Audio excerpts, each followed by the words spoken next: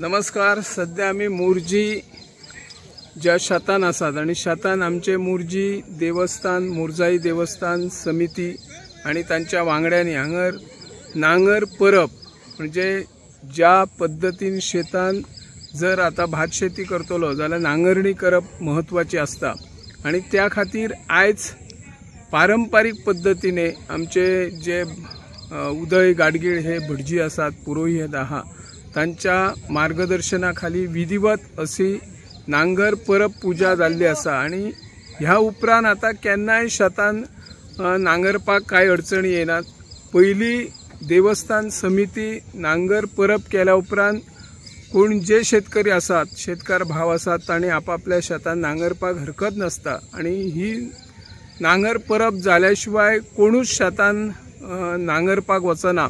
ही खूप काळापासून जी परंपरा आसा आणि प्रथाय आसा आणि आयज व्हडा प्रमाणात हांगासर नांगर परब नांगरणाची पूजा सुरवातीक केली आणि जे काय विधी आसा ते विधी हांगर तयार केल्ले आसा। देवस्थानचे अध्यक्ष रामनाथ शेटगांवकर, माजी उपसरपंच अमित शेटगांवकर असे जायते वांगडी शेतकार भाव हांगर आयिल्ले आशिल्ले आणि आमचो पारंपारीक पद्धतीने खूप वर्सांसावन नांगरणी करपी पारंपारिक पद्धतीन रवी शेटगांवकर हांगर आसात आणि तांच्या जोता मार्फत ही नांगरणी जाल्ली आसा, आयज पूजा जाल्ली आसा। ह्या मुखार वेगवेगळे शेतकरी आपापल्या शेतान पारंपारिक पद्धतीने आणि आधुनिक पद्धतीने शेत नांगरणी करतले हातून मातूय दुबाव ना।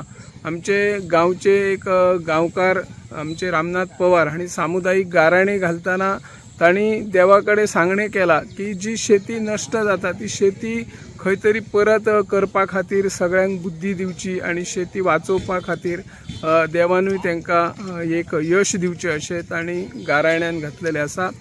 ही नांगर परब पूजा जाल्ली आसा आणि ह्या मुखार आता जायती शेतांनी शेतकार भाव नांगरतले। सगळ्यांका येवकार आज आमचे पारंपरिक नांगर परब जाल्ली आसा आणि ही आमची प्रत्येक वार्षिक हो उत्सव जाता त्या वेळार आज सकाळ फुडें नांगर पुजा बी करून सगळे बैलांची नांगराची बी पुजा केल्ली आसा आणि नांगर परबचो हो विधी भटान नांगरला त्या शिवाय बाकीचे विधी आसले ते पूर्ण केल्ले आसात.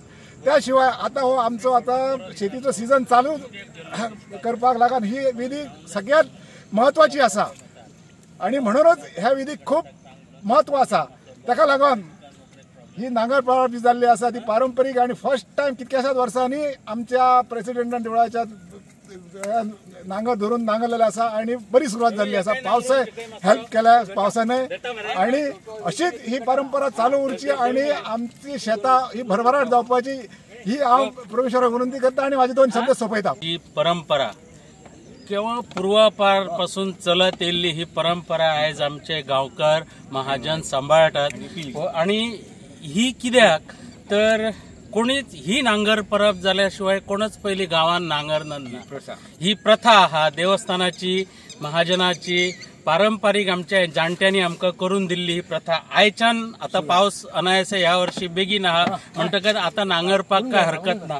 हे पारंपारीक शेतकरी कितकी वर्सांपासून ही नांगर परबेक आमचो नांगर धरता आणि हेच्या मागची धोरण काय तर ही देवाची पूजा अर्चा करून मगे शेत भात बरं जावचा होच त्याच्या मागचो हेतू आणि बरे भाशेन सगळ्यांक गांवांक देवान राखचे अशी ही परंपरा आहा आणि ती आम्ही ह्या फुडें अशीच चलयतलो. भले आता हळूहळू तांत्रिक शेती जावपाक गेली ट्रॅक्टरान नांगरतात पण हो पारंपारीक नांगर जो आहा तो काय लोकांनी अजून सांभाळून दवरलेले आहात. बैलूय सांभाळून दवरलेले आहात. त्या बैलांक घेऊन ही फुडें अशीच चालू रावतली. हीच देवाचरणी आमकां सद्बुद्धी दिवची आणि आयुष्य दिवचा अशीच त्याची सेवा करून घेवपाक शेतकरी राजा बळी राजा हो केव्हाच खंयच मरचो ना आणि आज निसर्गय ताका साथ दिता आणि ह्या पद्धतीन ही फुडें वाटचाल जातली. धन्यवाद. तुम्ही पळयतात GNH.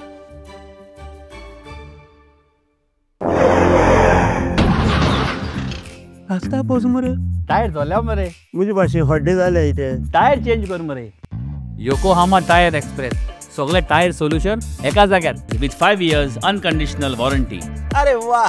Yokohama tyre express opposite sunshine hospital Alem highway Margao.